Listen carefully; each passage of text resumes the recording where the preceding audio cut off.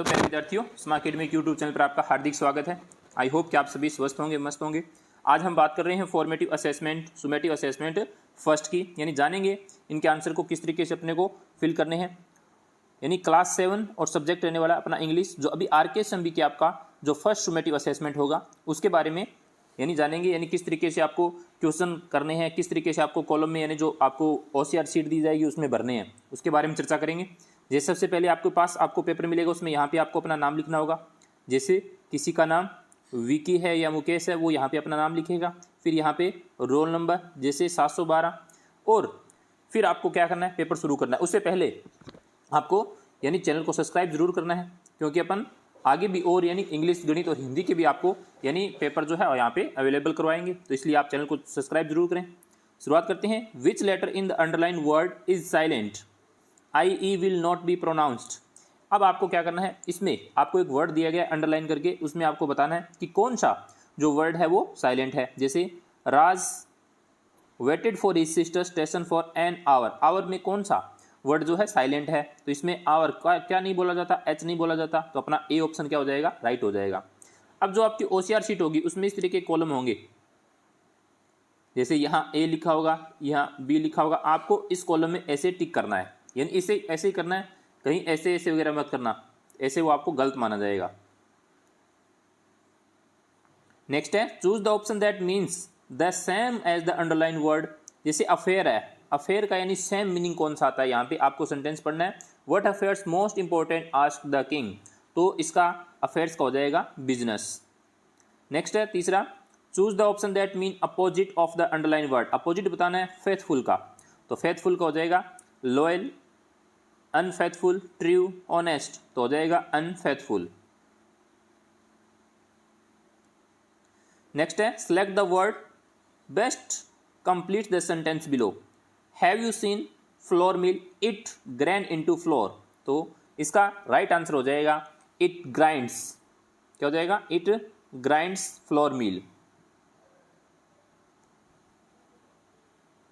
Next है the following day when they went to the hotel pay the bill they found that it had already been paid in the above sentence what is it refers। it किसको refer कर रहा है, यानी जो sentence है it किसके लिए refer कर रहा है, यानी क्या कर दिया गया है, तो it है वो बिल को रेफर कर रहा है, यानी बिल चुका दिया गया है, ऑलरेडी पहले ही बिल चुका दिया गया है, तो it किसके लिए है, बिल के लिए है।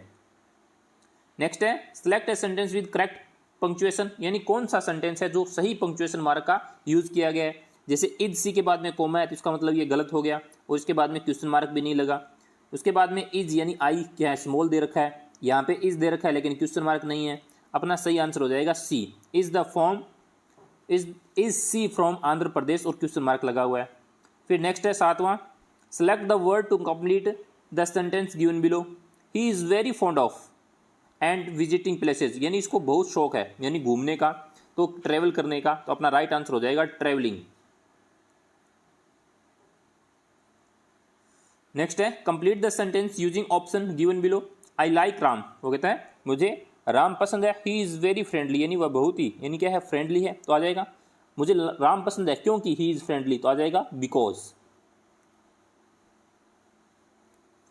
नेक्स्ट है read text given below and answer the following questions. The two frogs, यानी टू फ्रॉक्स के बारे में कहा गया। One day two frogs fell into pot of milk, यानी एक दिन क्या है, यानी दो फ्रॉग होते हैं वो दूध के यानी जो पोट होता है, मटका होता है, उसके अंदर गिर जाती हैं। They tried to hop out, यानी वो बाहर आने की कोशिश करते हैं। As there was a nothing solid under their feet, तो इसका आप अच्छे से पढ़ना है। अपन बात करते हैं इनके क्वेश्चन की, यानी किस तरीके से अपने को करने हैं।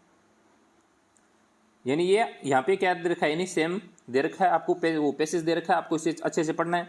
अब अपने क्वेश्चन की बात करते हैं। The frog were swimming round and round because, यानी वो उसके अंदर यानी राउंड एंड राउंड क्यों कर रहे हैं, स्विमिंग क्यों कर रहे थे, क्या कारण था उसका, तो they could not hop out and escape, यानी उनके बचने का कोई भी रास्ता नहीं था, क्योंकि उसके अंदर पोट में गिर गए वो, तो उनका बचने का कोई रास्ता नहीं था। इसका सही आंसर हो जाएगा डी, यानी आपको यहाँ पे ये लिखा जाए क्योंकि, यानी they could not hop out and escape, आपको लिखना नहीं है, आपको डी ऑप्शन हो गया। तो आपके जो इस तरीके से चार ऑप्शन होंगे उनमें आपको डी को क्या करना है, सही करना है, यानी जैसे ये डी वाला ये ऑप्शन है, इसको राइट करना है।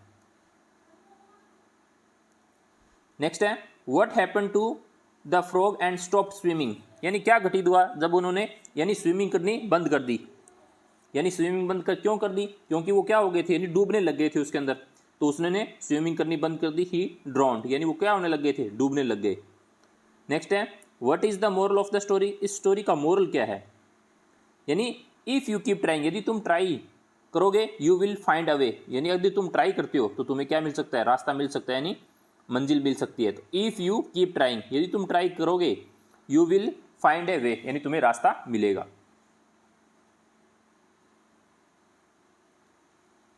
नेक्स्ट है read the poem given below and answer the questions, एक स्क्वेयर के बारे में पूछा गया। He wore a question mark for a tail, यानी क्वेश्चन मार्क इस तरीके की उसकी पूंछ है। एन ओवरकोट ऑफ ग्रे, उसने ग्रे कलर का ओवरकोट है। He set up straight to eat a nut, यानी वो ईट्स नट खाती है। He like to tease and play, यानी वह खेलती है। और and if we run around his tree, यानी पेड़ के आर बार, यानी उसके आगे पीछे क्या करती रहती है, घूमती रहती है, कभी नीचे कभी ऊपर। He went the other way, यानी दूसरे रास्ते से भी चली जाती है। अब अपने को आंसर देने हैं, यानी क्या इसमें क्वेश्चन पूछे गए हैं, which of these words rhyme with the word tail, यानी टेल का राइमिंग वर्ड कौन सा है, तो हो जाएगा नेल। नेक्स्ट है which line show colour of the square, यानी उसका कलर कैसा था, तो एन ओवरकोट ऑफ ग्रे।